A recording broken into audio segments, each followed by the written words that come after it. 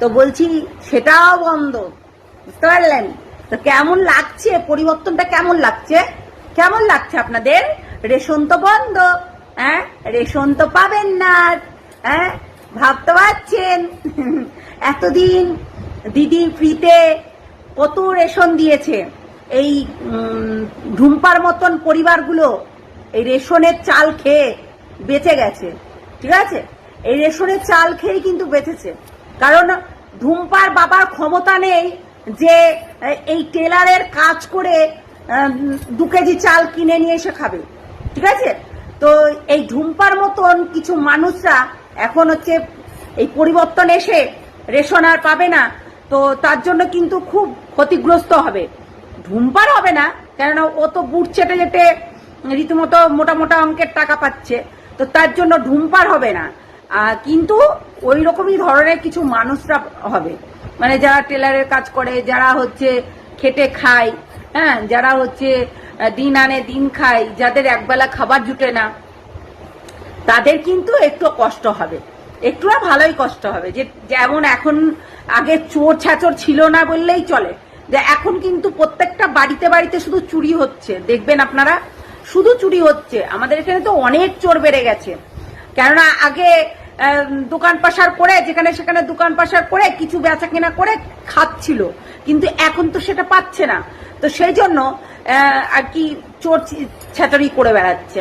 কি করবে বলুন তো, আগেকার মতন হয়ে গেছে, সেই অনেক দিন আগেকার মতন। হ্যাঁ, তো মমতা বন্দ্যোপাধ্যায় যতদিন সরকারে ছিলেন ততদিন কিন্তু এই সমস্যাগুলো ছিল না, চোর ছাচর, তারপরে ডাকাতি হচ্ছে, কোথায় কি হচ্ছে।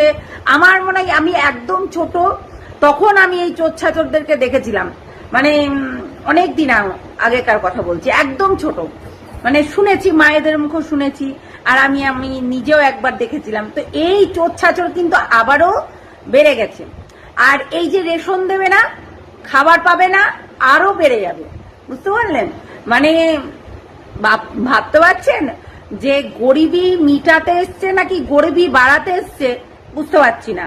মানে পরিবর্তন হচ্ছে, তো যে গরিবি হচ্ছে যেটা ছিল আমাদের দেশে, মানে দেশে বলতে হ্যাঁ পশ্চিমবাংলা তো আছে আর দেশেও আছে, তো সেই ক্ষেত্রে গরিবি তো হচ্ছে মিটাতে এসছিল এই সরকার, তো সেখান থেকে দাঁড়িয়ে আমরা কি দেখতে পাচ্ছি, গরিবি আরো বেড়ে গেছে, চোর ছাচর বেড়ে গেছে, না খেতে পেয়ে মানুষ কি করবে দিশা পাচ্ছে না, দোকান পাশার সব ভেঙে গেছে।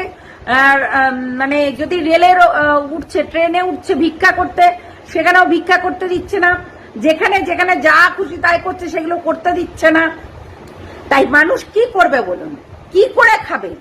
সেই জন্য চোর ছিনতাই করে খাচ্ছে, বুঝতে পারলেন? তো তাই বলবো খুব সাবধান। আর হ্যাঁ, আর একটা কথা, যে এই ঢুম্পার মতন কিছু টেলার, যারা টেলারি কাজ করে, তারা তো দিনে ওই 100 টাকাও উপার্জন করে না সেলাই টেলাই করে, তো সেই জন্য তাদের পেটটা চলতো, ঢুম্পার পেটটা কিন্তু চলে যাচ্ছে, বুঝতে পারলেন? কেননা আপনারা কি এরকম ভাবে বুট চাটতে পারবেন যেটা ঢুম্পা করেছে এতদিন, চোর চোর চোর করেছে, সে চোর তো ধরতে পারেনি, অথচ সে মোটা অঙ্কের টাকাটা গুছিয়ে নিয়েছে, কিন্তু আপনারা কি সেটা পারবেন বলুন তো? পারবেন না।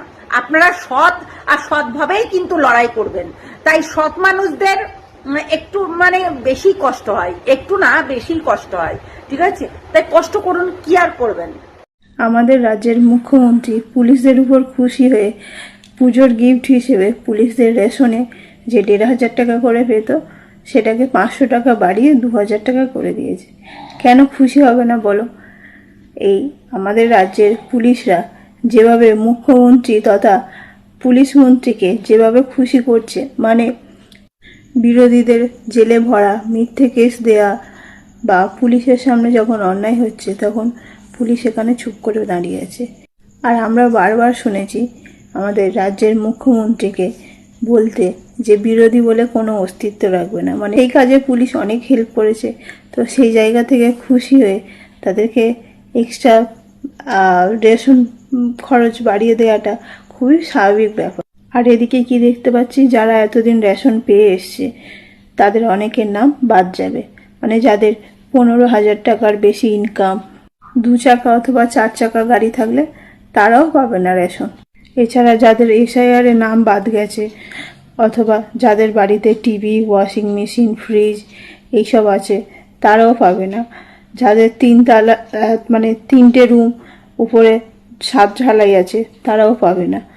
এবং যদি এরকম হয় যে কারোর বাড়িতে কোনো মানুষ মারা গেছে, তার নামে কোনো রেশন কার্ড ছিল, সেই নামটা না কাটিয়ে বাড়ির লোকেরা এখনও রেশন তুলছে, এরকম অনেকে হয়তো আছে। তো সেক্ষেত্রে সেই মৃত ব্যক্তির রেশন কার্ডটা বাদ যাবে, যেটা খুবই স্বাভাবিক কথা, হওয়াটা উচিত। বা যারা হয়তো দেখা গেল অনেক দিন আগে হয়তো যখন তার রেশন কার্ডটা হয়েছিল তখন সে গরিব ছিল, বর্তমানে তার অবস্থার উন্নতি হয়েছে, কিন্তু ওই আগের সুযোগটা নিয়ে যাচ্ছে, তাদের রেশনও বাদ যাবে। তবে আমার যেটা মনে হয়, সরকার যদি এই রেশনের ব্যাপারটা নিয়ে আরেকটু ভালো করে ভেরিফিকেশন করে তারপরে এই ব্যবস্থাটাকে চালু করে, তাতে মনে হয় ভালো হবে।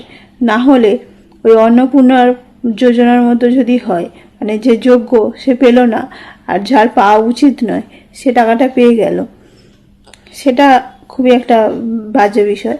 তো সেক্ষেত্রে মনে হয় সরকারের এই জিনিসগুলোকে একটু ভালো করে লক্ষ্য দিয়ে তারপরে চালু করা উচিত। তাতে যদি একটু সময় লাগে লাগুক, সেক্ষেত্রে মনে হয় মানুষের মনে এই যে অন্নপূর্ণা যোজনা নিয়ে যে রাগ ক্ষোভের সৃষ্টি হচ্ছে সেটা হবে না। একটু টাইম লাগুক, যেন ভালো করে ভেরিফিকেশন করে তারপর যোগ্য মানুষদের রেশন দেয়। তাহলে কি হবে, এই মানুষের মধ্যে এত অশান্তির সৃষ্টি হবে না। বলছি বাড়িতে AC, laptop, washing machine, fridge, bike, 2টির বেশি পাকা ঘর, বা যেই বাড়িতে পুরুষরা 15,000 টাকা মাস গেলে ইনকাম করে বা তার বেশি ইনকাম করে, সেই বাড়িতে কিন্তু আর কোনো রেশনের সুবিধা পাওয়া যাবে না, মানে রেশন থেকে আর কিছু পাবে না। তাদের রেশন কার্ড ফিনিশ, মানে পুরো রেশন কার্ড বাদ দিয়ে দেওয়া হচ্ছে। ঠিক আছে, বলছি পরিবর্তন ভালো লাগছে তো? জয় শ্রীরাম। এই যে বিজেপি পার্টিটা, এরা প্রচণ্ড নোংরা প্রকৃতির হয়, প্রচণ্ড। সেটা হচ্ছে মানে কালকে যে নেত্রী কঙ্গনা রানাওয়াত প্রত্যেকটা ভারতীয় যে মেয়েদের বিষয়ে যে নোংরা মন্তব্য করেছে, ছি, ওকে যদি আমি সামনে দেখতাম না, ওর মুখে আমি এক গাদা থুতু ফেলে দিতাম। কারণ আমার এখন কফ টফ কিছু নেই, কফ যদি জমে থাকতো সেটাও আমি ওর মুখে গিয়ে থুকে মানে ফেলতাম। অবশ্য ওর মুখের দিকে তাকাতেই আমার একটা মানে ওকে দেখলেই যেন একটা অস্বস্তি হয়। জানি না, এদের নেচারটাই হচ্ছে এরকম। এরা যখন কিছু দিয়ে পারে না তখন এরা এরকমভাবে নোংরা চরিত্র নিয়ে অ্যাটাক করে।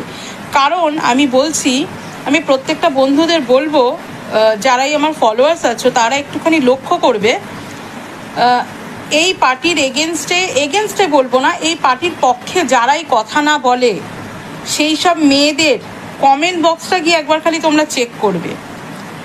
যেইভাবে এই মানে পার্টির ওয়ার্কাররা, কর্মীরা, আইটি সেলের কর্মীরা, কি মেয়ে বলো কি ছেলে বলো,